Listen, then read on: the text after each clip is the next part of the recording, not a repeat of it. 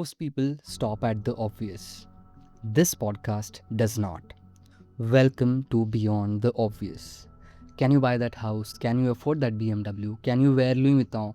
Or is Adidas where it stops? Can you fly business class? Can you take your parents to Europe? Can you book that Maldives vacation without checking your balance first?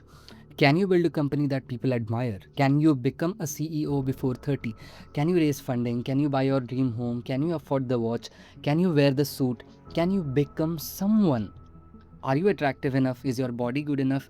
Are you too skinny, too overweight, too short, too dark, too ordinary? Is your smile wrong? Is your hair wrong? Is your face wrong?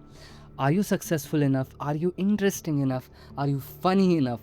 Are you respected enough? Why did your closest friend slowly become closer to someone else? Why did they stop calling? Was it because they found people who were simply more successful, more exciting, more connected? Why did that relationship end? Was it really incompatibility, or were you simply not enough? Why did your colleague get promoted? Why not you? Why does your cousin earn more? Why does your sibling seem to make your parents prouder? Why is everyone somehow ahead? Even if one of those questions made you uncomfortable, good. Because none of them came from me.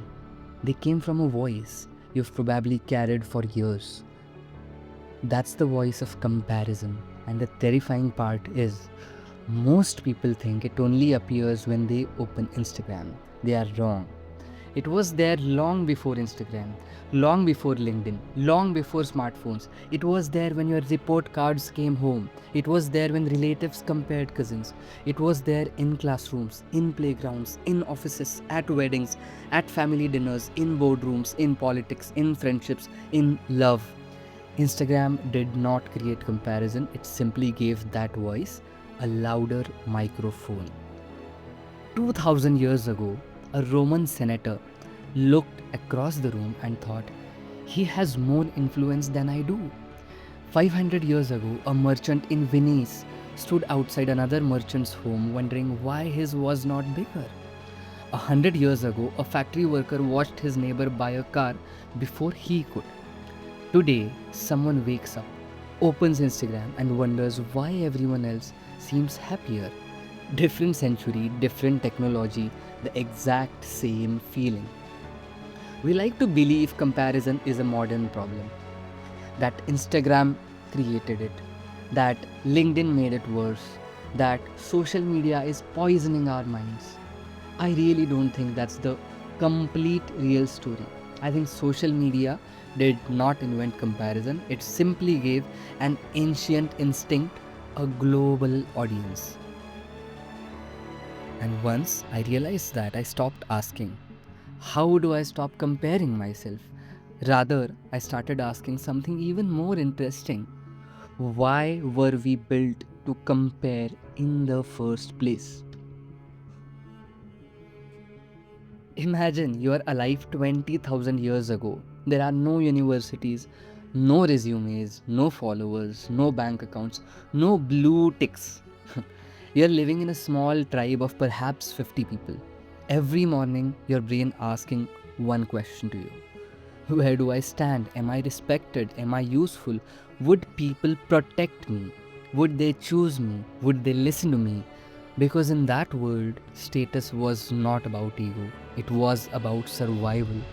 The people with higher status often had better access to food, better protection, better mates, better chances of passing on their genes.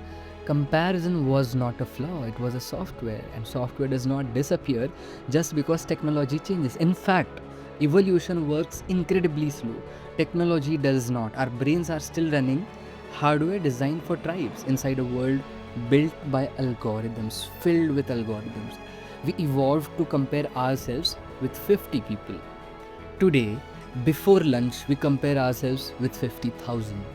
That is not barely evolution, but a complete overload. And then something extraordinary happened. For almost all of human history, you compared yourself to maybe 50 people, maybe 100, the people in your village, your school, your workplace. Today, before breakfast, you've compared yourself to an Olympic athlete, a billionaire, a supermodel, a 19-year-old startup founder, someone traveling in Switzerland, someone buying their dream house, someone celebrating an engagement, and someone who seems to have figured life out by 23. Your brain, still running software designed for tribes, is suddenly trying to process the lives of millions.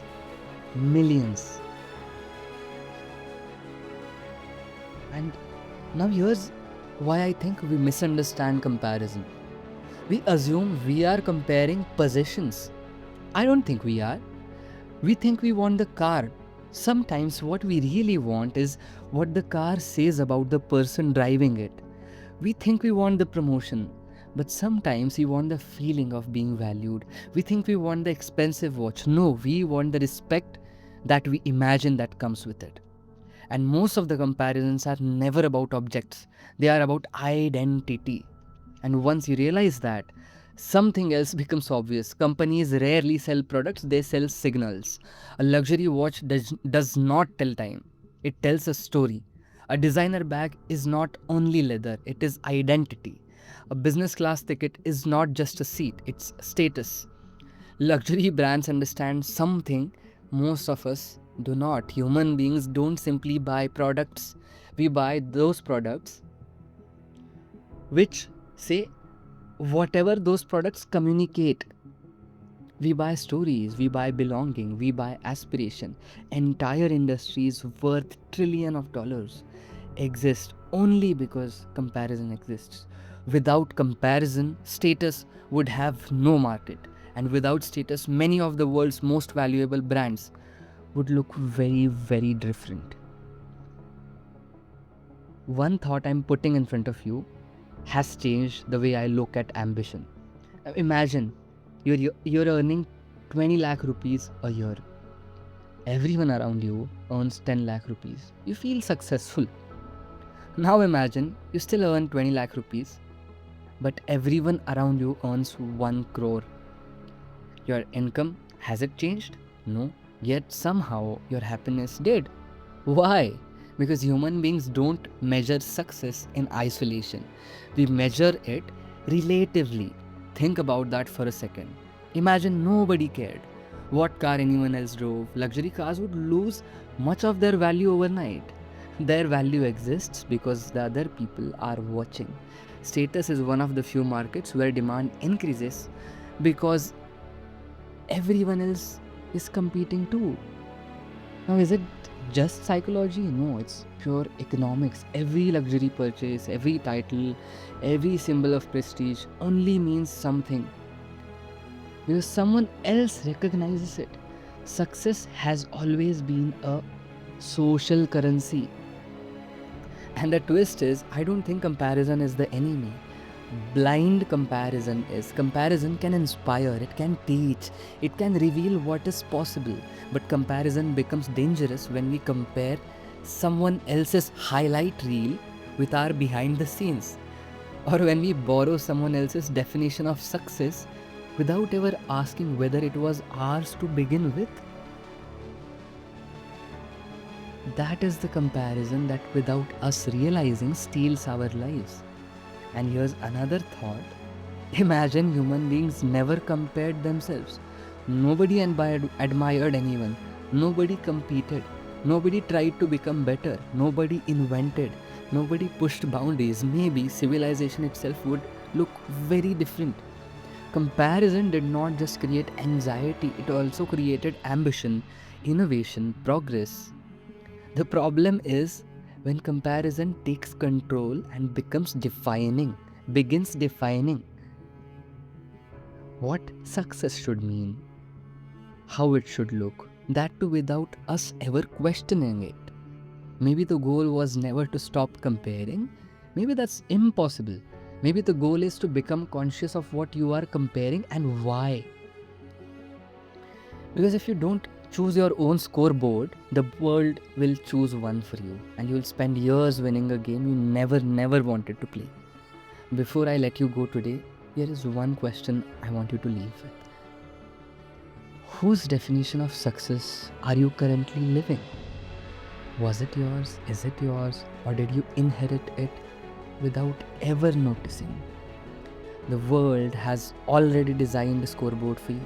More money, better clothes, bigger house, better title, better body, better vacations, better watch, better car, better life.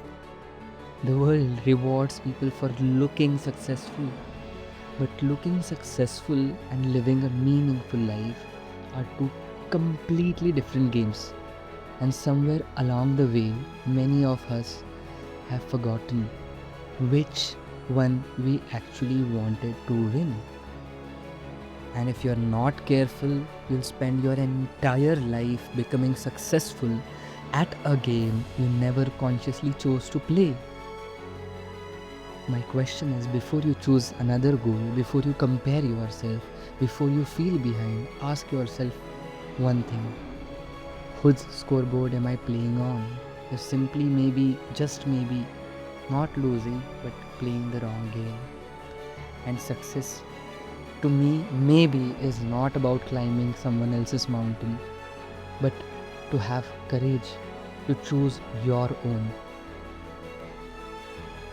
And at the beginning of this episode, I asked you a question: can you become someone? Maybe that's the wrong question.